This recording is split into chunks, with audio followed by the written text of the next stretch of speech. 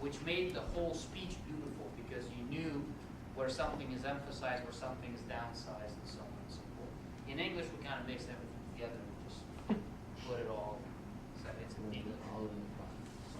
All right, so you can do dramatic reading. What's next? I hope you're going to clarify that for yourself. Next, modern pronunciations. You can read that at the end of the chapter. It's not that important, but some of the modern pronunciations have been simplified for the Gott Gefat letters. For example, there's no longer V and B pronunciation for that. They're just stuck to bat as in B. In ancient Hebrew, we distinguish between soft and hard. In modern Hebrew, they just decided, let's just go with a hard sound. That's all. Because we're macho guys. We don't need any of that soft stuff. Concluding remarks for the chapter 1. Read chapter 1, memorize Hebrew alphabet. Write out Hebrew alphabet in your workbooks to the end of the page. And if you feel that you need to work on it a little bit more, don't feel ashamed if you pull out another page with lined paper and keep on writing. That's going to only help you. And the complete exercise 1 for chapter 1. Okay? Prepare for quiz 1, which would be Hebrew alphabet. And that's the end of chapter 1. We're going to move to chapter 2 in a moment.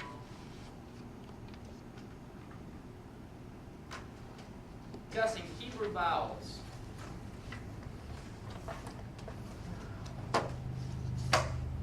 We already talked a little bit about the history of the Hebrew language, that originally in Hebrew language there were no vowel points or vowel letters representing vowel sounds.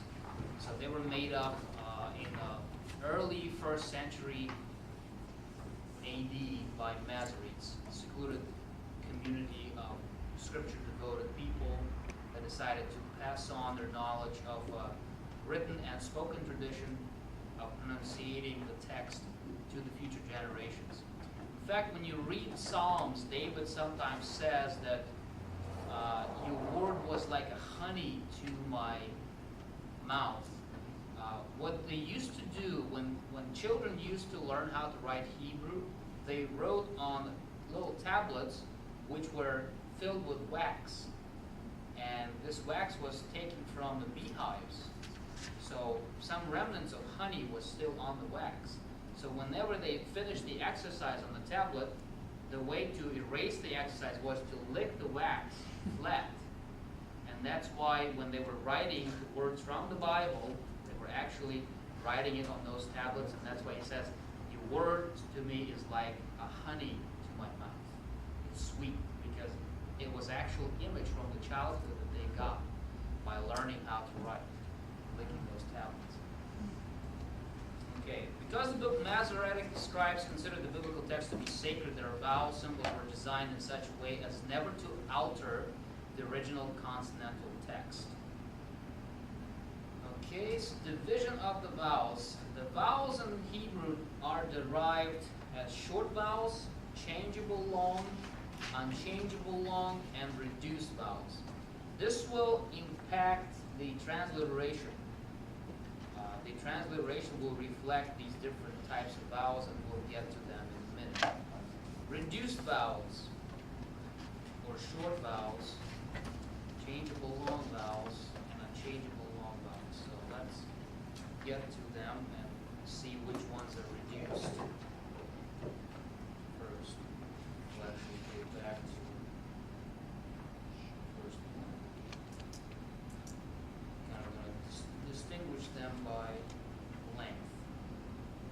So first portion we'll dedicate to reduced vowels. We're in chapter 2. We will use the letter bet to write vowel sounds around, just to make it easier.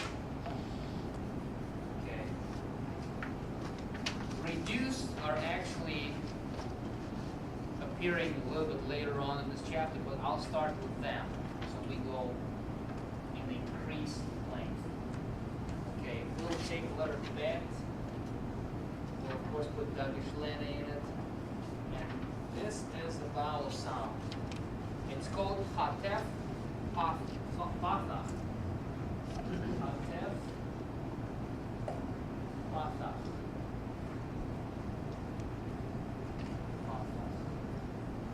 Which means half of patah. Patah is this, is,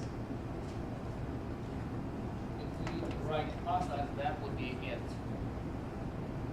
These two little dots like a colon after patah actually reduces the vowel sound. So it's hatef patah, meaning half of patah. The next reduced sound is hatef segol.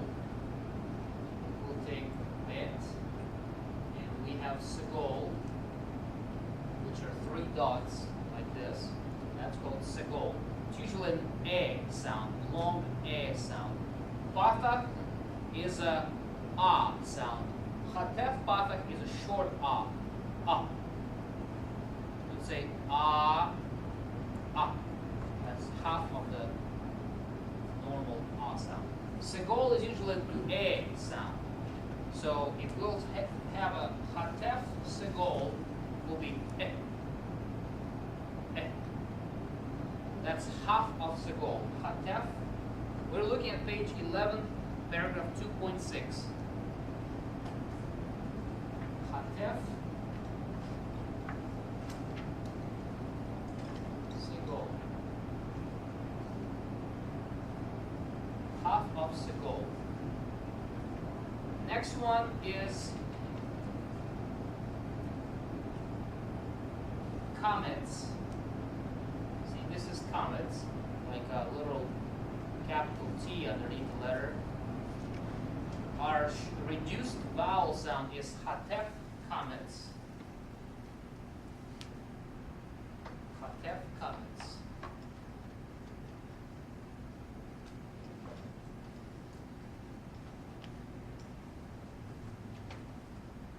This is also short ah sound. Comets and patah are almost similar in the way that it's both ah sounds. There's no a pronunciation for ah sound in here. Okay? Don't confuse it. Okay? So it's hatef patah pronounced as ah. Hatef segol pronounced as eh. And hatef comets pronounced as ah. So it's similar to, these are three reduced vowels, okay? Next section will be short vowels. Short vowels. And these are the short vowels. Patah.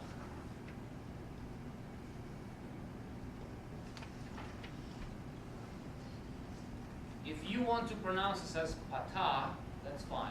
If it's easier for you. Patah is the correct pronunciation. If you want to say patah, hatef, patah, that's fine with me. It simplifies pronunciation a little bit. Patah, segol, three dots. That's segol.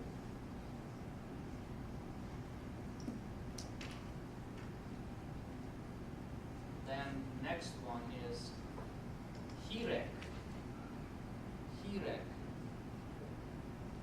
One secret about Hebrew. When you don't know what the name of what the sound is for this letter, look at the name of it. Patah, the first vowel sound, is corresponding to the actual Hebrew sound. Segol. Hirek, corresponding to it. You see? You have the clue right there by looking at the first vowel sound in the transliteration. Next one is kametz hatuf. It's a little bit different when it comes to pronunciation. Kametz hatuf.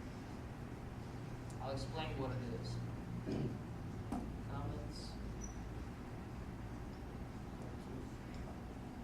When comments is located in a closed syllable and is unaccented, it's actually pronounced as O instead of A.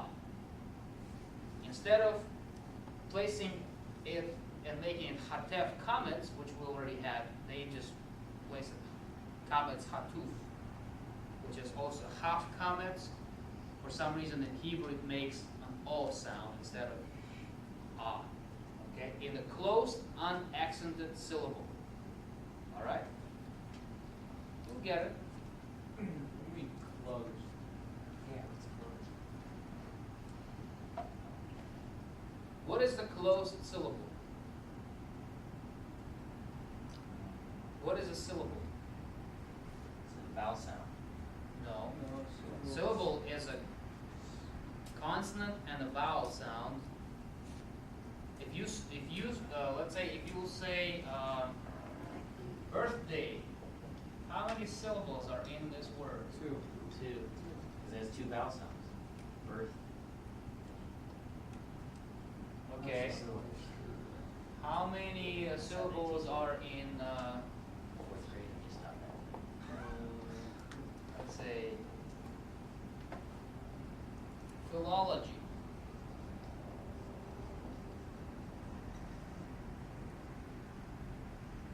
Four. Philology. Yeah, 4.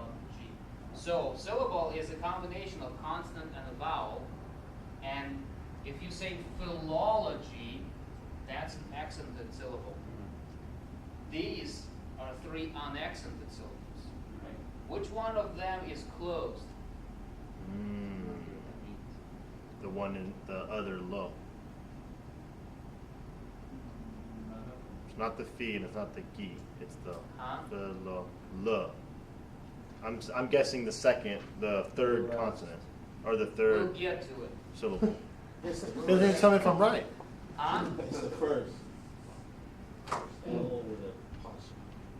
We'll get to it. I see most of you are falling asleep silently I just want to know if I'm right or wrong. and care less what Samitz Hatuf is or any of the other stuff. Okay, this is kibbutz. It's my favorite right now. As you can see, this is a portrayal of the communal life in the kibbutz. Kibbutz is a collective farm in modern day Israel. It's an oo sound, kibbutz. So in this way, we're looking at this sound right there, kibbutz. It's in here. Amazing. Little plug for your favorite book. Yeah. It's in here. For those of you who don't understand some of the terminology in your book, I suggest you invest. This one was $9 at Marine. You can get it for $6. It's called Pocket Dictionary for the Study of Biblical Hebrew. There is one like that for study of Biblical Greek, similar looking. It explains every single term in linguistics that is associated with the study of Biblical Hebrew. Yes? You got about 3 minutes on this tape. I'll put the second tape.